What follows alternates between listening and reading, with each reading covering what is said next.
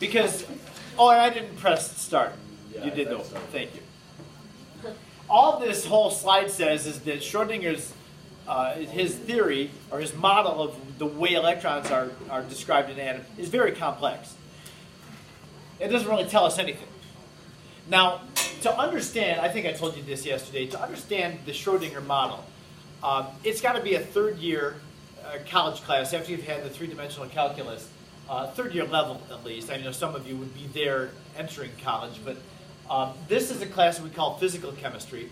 And you'll take a few weeks, like I think we took 3 or 4 weeks just on the Schrodinger model with how all this works together. At the time, with calculus fresh in my head, I understood it great. But now I wouldn't be able to do any of it, I don't think, just because you don't use it.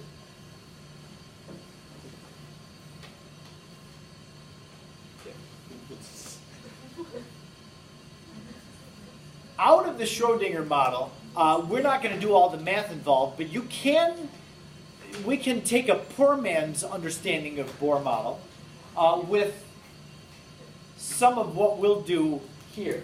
Now, everything from now until the end of chapter 7 that I describe is because of the Bohr. I keep saying the Bohr model. That's wrong. Out of the Schrodinger model. So in 1925, now it's not there anymore, but yeah, 1925, right there, our understanding of the atom had changed from that year until now, and through now. We don't have any better information to understand molecules and atoms better than what Schrodinger gave us with his theory. So he is a big shot in the understanding that we have of atoms.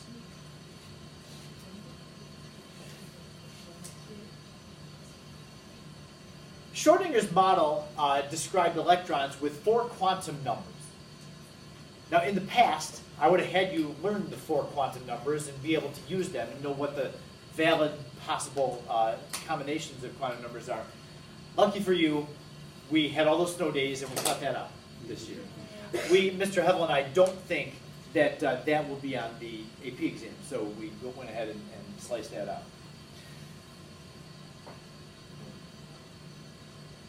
The first of the 4, now I just told you that we're not going to learn the quantum numbers, but I do need to tell you that the first quantum number is a pretty important one. Its name is n, lowercase n, and it describes the energy level that electrons are in.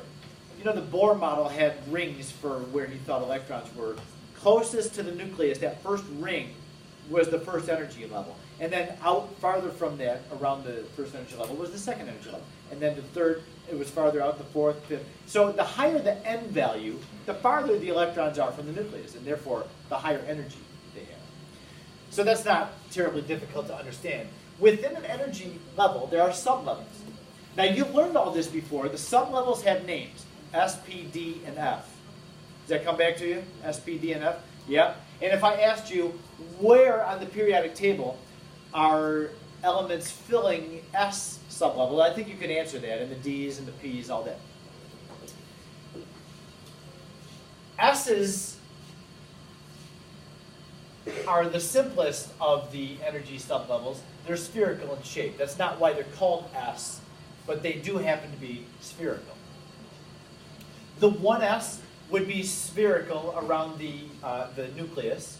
So in that sphere, we would expect somewhere on that sphere to find 2 electrons. An orbital is a region where is kind of carved out for 2 electrons to exist. So an S has 1 orbital and it's got 2 electrons. After 1s is full, the electrons have to start filling the 2s. They're a sphere a little bit bigger than the 1s. So in between the 1s and the 2s, there's nothingness. There's nothing. There's no electrons, there's no dust, there's no gray matter, there's nothing. It's empty space in between the 1s and the 2s. And nothing can be there. It's what they would call a node. If you've had some physics and you've dealt with waves before, a node is like a part of a wave that's not moving. Where, you know, you got this thing right in the middle where, anyway, a node, there's nothing happening at a node. And so that's, remember that Schrodinger was describing electrons as if they're waves. And so, yeah, that space in between 1s and 2s there, that would be like a dead space. There's nothing there. When we have filled 2s, then we go to 2p. We get to 2p, and there winds up being 3 orbitals in 2p. We call the p orbitals dumbbell shaped, where you got like the handle of the dumbbell in the middle, and then it kind of expands as you go away from the nucleus, just a little bit. In each orbital, there's room for 2 electrons. The p orbitals are all perpendicular to each other. You got one along the x-axis, one perpendicular to it on the y-axis. It's not a three-dimensional picture, but you have to imagine 3 dimensions where you got x and y is perpendicular to each other. And then the z is perpendicular to that xy plane, so z would be up and down like that. So these are all like exclusive to one another. They don't overlap one another at all. So this would be the 3p sublevels. Now when you look at this, you say, oh, there's 6 things. But remember, each p has 2 parts to it, on the left and on the right of the nucleus. So there's a p, there's a p, and then there's a p. They're all perpendicular. It's kind of easier to see on that, I think. Thank you very much for that. You're welcome. I think that you should know that the S's are spherical and that the P's are dumbbell shaped. I'm going to show you D's and F's, but you're not going to be asked about the shapes of those. S's have 1 orbital, and then it's full. P's have 3 orbitals, and then they're full. So P's have room for 6 electrons, 2 electrons each. Hello, Mr. Long. Yep, sure will. You're welcome. Sonia, Mr. House.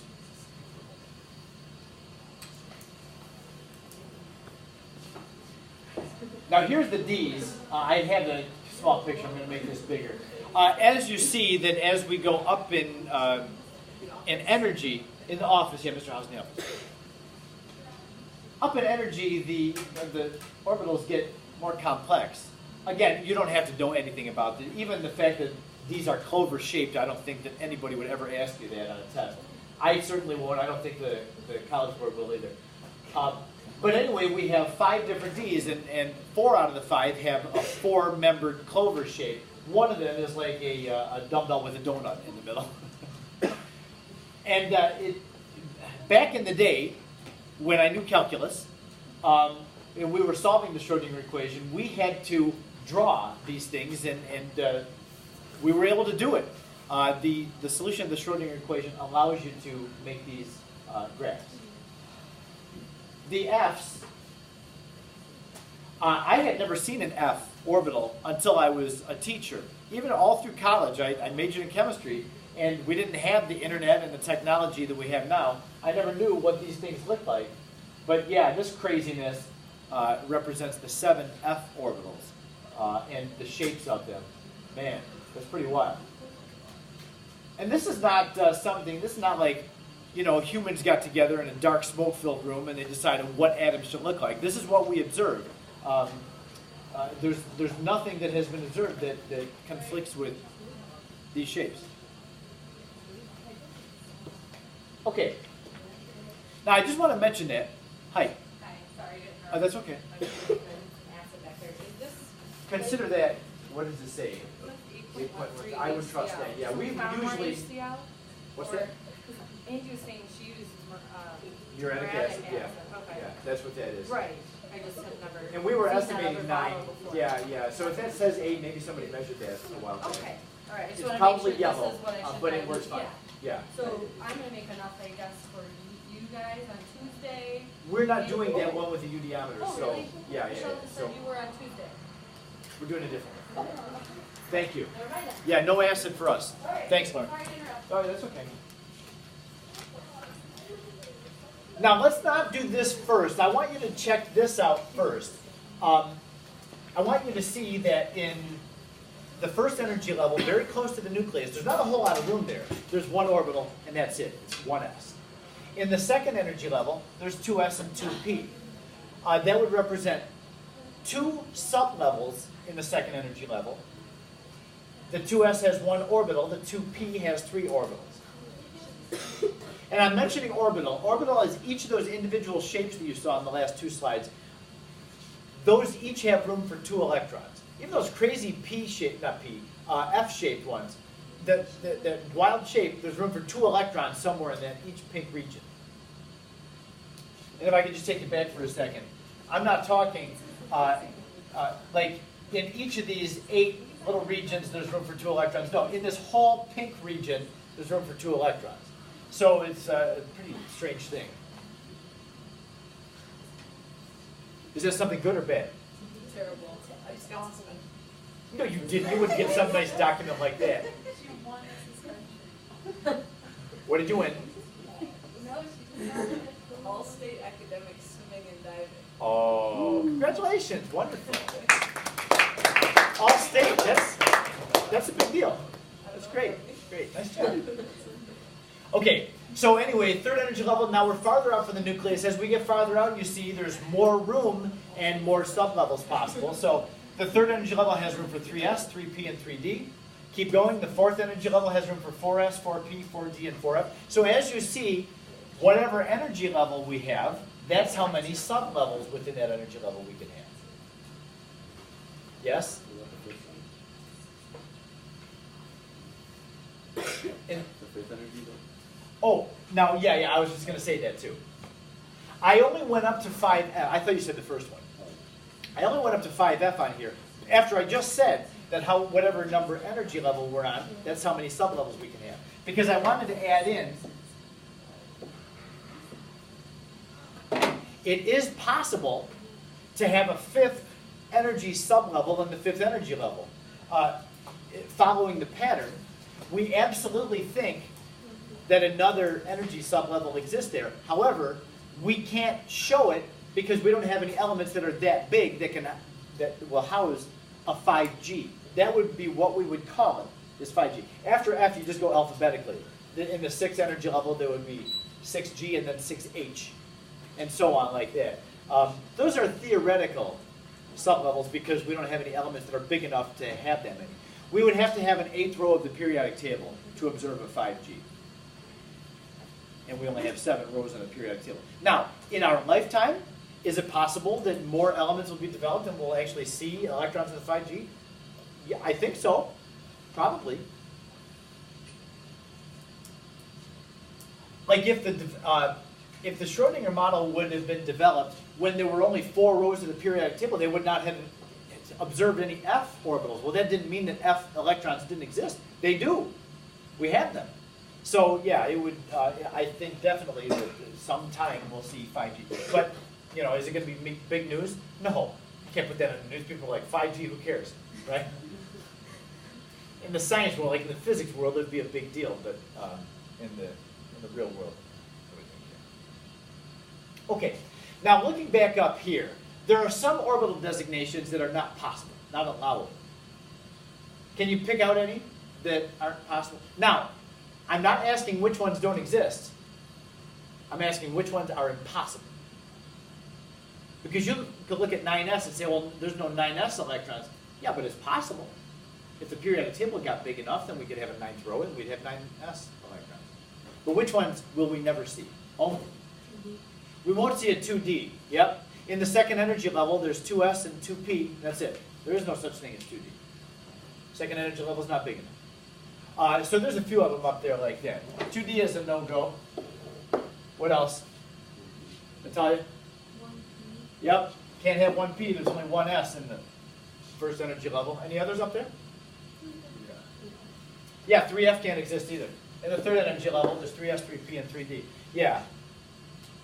I think that's it. All right, now with that, I'm going to go to this one next. Now, what you just wrote down, I would just add to what you just wrote. I don't want you to recopy everything that's on here because this kind of does the same thing as what we just had. In the first energy level, all I've added really is the number of electrons. So for each energy level, write down how many electrons are are at capacity in there. The first energy level has a room for a whopping 2